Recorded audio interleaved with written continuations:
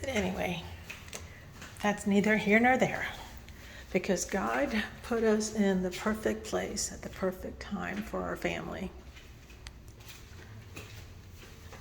We moved in 2014.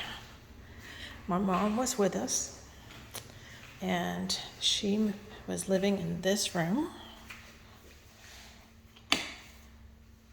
This room was hers. She didn't get out of the room much. We tried to accommodate and move some things around so that she could be feeling like this whole house is hers, but it never really happened, and I understand. We were going to make this room her little living room, but we never got that far, because she only lived with us for about a year, and then she passed away. So this was her last home. It was my last home with her. So then after that, we decided that the house is big. What can we do with it? There was a organization called Save Families that would have people take kids in for a short term, 30 to 60 days, so that their parents could get back on their feet for whatever reason that was. Homelessness, joblessness, drug, whatever. So we said, yeah, we could do that. We could take in short-term kids, because I love kids, and what better way to use this house than to help families? That's always been big on our hearts. So we started, and then this room became Lee's home. He was our first baby. Kindergartner, full of life, full of trouble. But he was our first baby. To this day, we still see him. He still hangs out with us. We're planning for him to come see us for a week in the summer. And he's now 10. We also had a teenager that borrowed a pen and asked for an apple. And we find out that he made a pipe out of those items in that closet to smoke pot. That was lovely. Luckily, he was only with us for about a week or so. Nice kid, but definitely not interested in changing his ways. So then we had, after that, let's see who we had. We had 3 siblings. So this was the sister's room, and this was the boys' room. We had them for about a month.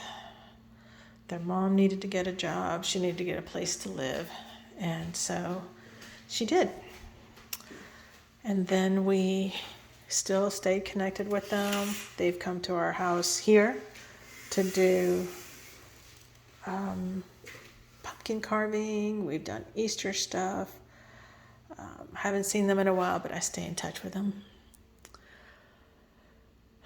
We also had 2 little baby sisters, a 2-year-old and a 6-month-old that stayed in this room. I love the 2-year-old. She was so much fun. The 6-month-old was a 6-month-old. She couldn't sit up yet. She couldn't do a whole lot of anything, so she cried a lot. But man, Fred loved her, and she was good with him. So as soon as he came home, he'd go, "How's my baby doing?" And I said, "She's yours." She's so pretty. We had them for 2 weeks, and then their grandma took them.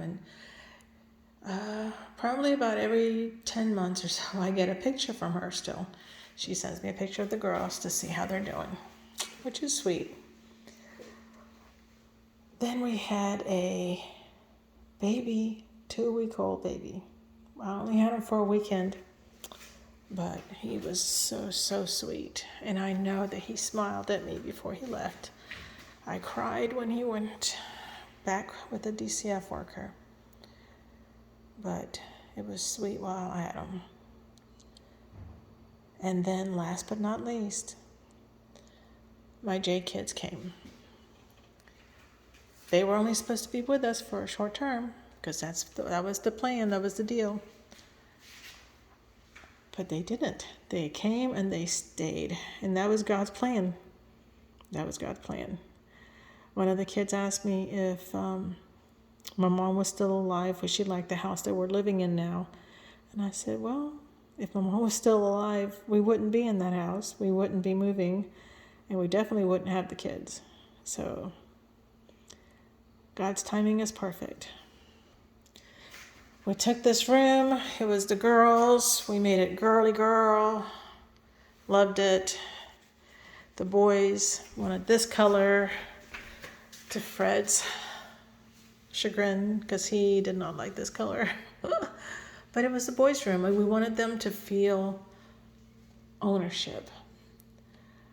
So what? Less than 6 months, God heard my prayers, and he said, okay, it's time. Time to go. So we are now living closer to my daughter, to my grandkids, my J kids, who are now fully ours as of November 16th, 2021. We're living in St. Cloud, starting a new life. But this house, as much as I complained that the kitchen was too small, that had no cabinet space, that the pantry was in a weird place,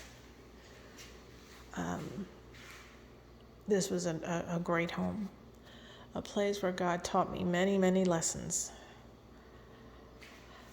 And I will forever be grateful for this house.